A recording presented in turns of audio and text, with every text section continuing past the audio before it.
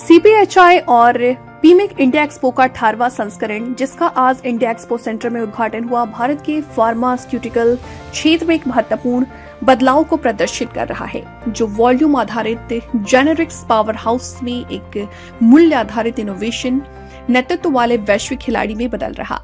In pharma markets in India द्वारा आयोजित इस एक्सपो में फार्मा मशीनरी, पैकेजिंग सामग्री और उन्नत प्रयोगशाला प्रौद्योगिकियों के सहित पूरे उद्योग से 120 से अधिक देशों के 2000 से अधिक प्रदर्शक और 50,000 आगंतुक एक साथ आए हैं, जो सहयोग के एक गतिशील केंद्र के रूप में अपनी भूमिका को मजबूत कर रहा है।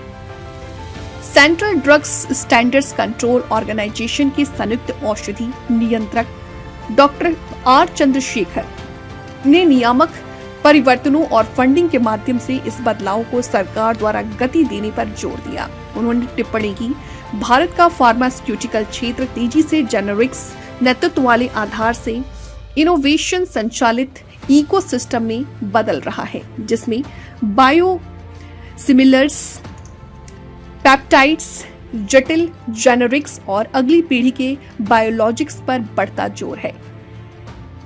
1 लाख करोड़ रुपए की इस नई लॉन्च की गई हॉस्पिटल फाइनेंस योजना देश के अनुसंधान एवं विकास परिदृश्य को मजबूत करती है। इन उपायों के साथ भारत अगले 5 वर्षों में दुनिया की फार्मेसी से इस इनोवेशन नेतृत्व वाले फार्मा राष्ट्र के रूप में विकसित होने के लिए अच्छी स्थिति में है। Organisation of pharmaceutical products of India के महानिदेशक श्री अनिल मताई ने कहा, दुनिया की फार्मेसी के रूप में खुद को मजबूती से स्थापित करने के बाद देश अब एक सच्चे फार्मा पावर हाउस में परिवर्तित हो रहा। ये बदलाव सक्षम बनाने वाले विनियमों, बेहतर प्रक्रियाओं और इनोवेशन, मजबूत बौद्धिक संपदा सुरक्षा और पेटेंट उल्लंघनों के उन्मूलन पर बढ़ते जोर द्वारा समर्थित है। इन फार्मा मार्केट्स इन इंडिया के प्रबंध निदेशक श्री योगेश मद्रास ने एक्सपो के महत्व पर प्रकाश डालते हुए कहा, भारत के फार्मास्यूटिकल क्षेत्र ने उल्लेखनीय वृद्धि हासिल की है। निर्यात दोगुना होकर 30 बिलियन अमेरिकी डॉलर हो गया और लगभग आधे वैश्विक जीवन विज्ञान नेताओं ने यहाँ परिचालन स्थापित किया। हम एक शक्तिशाली परिवर्तन देख रहे हैं, क्योंकि भारत पारंपरिक जेनेरिक्स, जटिल फॉर्म्युलेशन, बायोलॉजिक्स और उन्नत उपचारों में अपनी छाप मजबूत कर रहा है। कि 18वां एडिशन है हमारा, और ये आई वुड से सबसे बड़ा एडिशन हम लोग कर रहे हैं। 2000 से ज़्यादा कंपनियां आई हुई है। आई वुड से अटेंडीज 50,000 से ज़्यादा हम लोग 3 दिन में देखेंगे। 120 से ज़्यादा कंट्री से अटेंडीज का रजिस्ट्रेशन हुआ है। सो ये शो जो है एंड टू एंड फार्मा के लिए है sir, right from basic APIs, formulation, drugs to machinery technologies, clean room packaging, सब कुछ यहाँ पे जो फार्मा इंडस्ट्री को लगता है सारी रिक्वायरमेंट्स यहाँ पे फुलफिल होती है। कहाँ से एग्जीक्यूट है, कौन-कौन से देश से आने, कितने लोग आने की आशंका है? जैसे बोला 120 देशों से अटेंडीज है। एग्जिबिटर्स सारे हमारे यूरोपियन कंट्रीज से है, एशियन कंट्रीज से है, चाइना हो, जापान हो, कोरिया हो, ताइवान हो, आपका मिडिल ईस्ट से है, आपके अफ्रीकन से सो बायर्स आए हुए हैं। सो अलग अलग पूरे वर्ल्ड ओवर से आए हुए हैं। यूएस से एग्जिबिटर्स है, जर्मनी से एग्जिबिटर्स है, सो इटली से, सो बहुत सारी कंट्रियों से यहाँ पे आए हुए हैं। एक छत के नीचे सब लोग सारी चीज देखने में कितना फायदा होगा आने वाले समय में?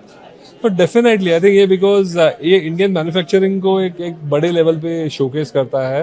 ये यहाँ पे जैसे बोला 120 कंट्री से लोग आके ये इंडिया से प्रोडक्ट्स परचेज करके अपने कंट्रीज में, और ये B2B शो है। सो यहाँ पे जो एक volume, it's a volume business, तो पूरा इंडिया का एक्सपोर्ट को लिए एक बहुत बड़ा थ्रस्ट रहेगा।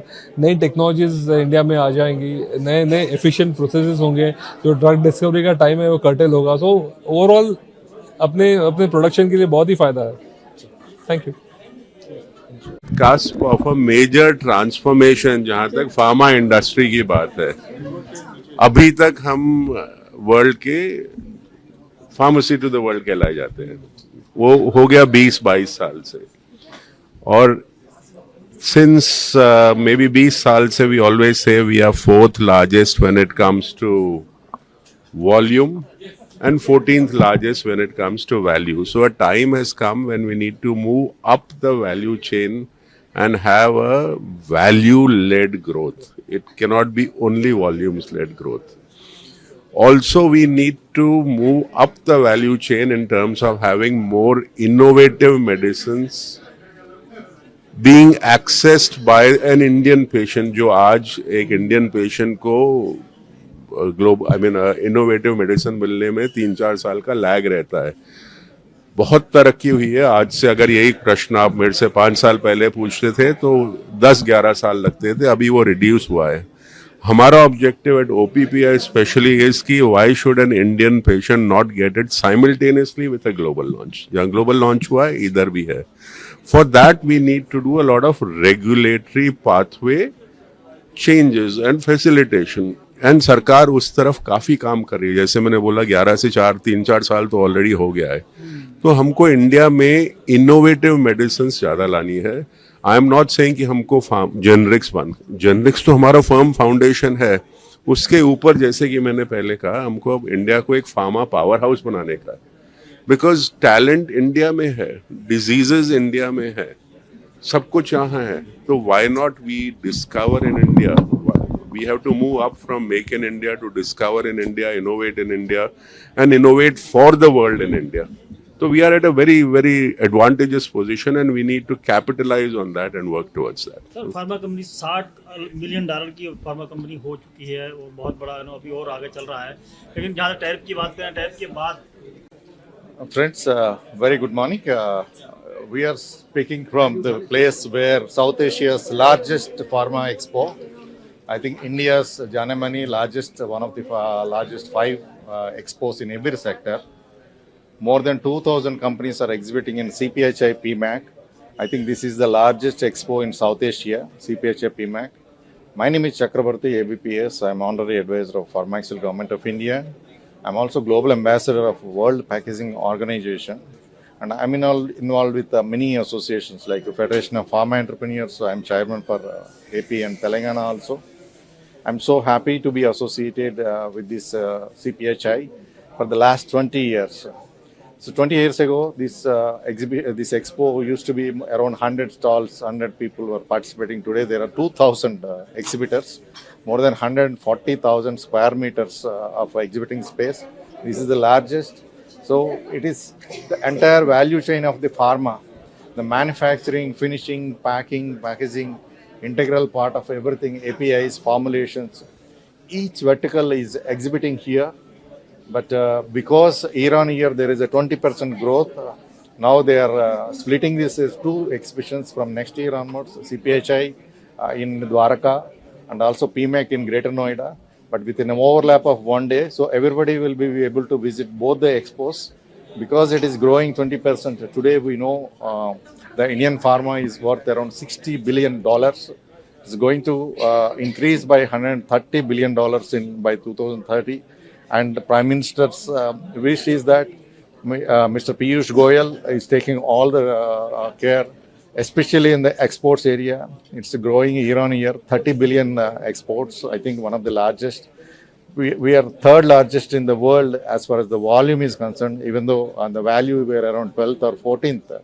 But we are the saviors of the world healthcare by producing the affordable drugs, especially for the USA.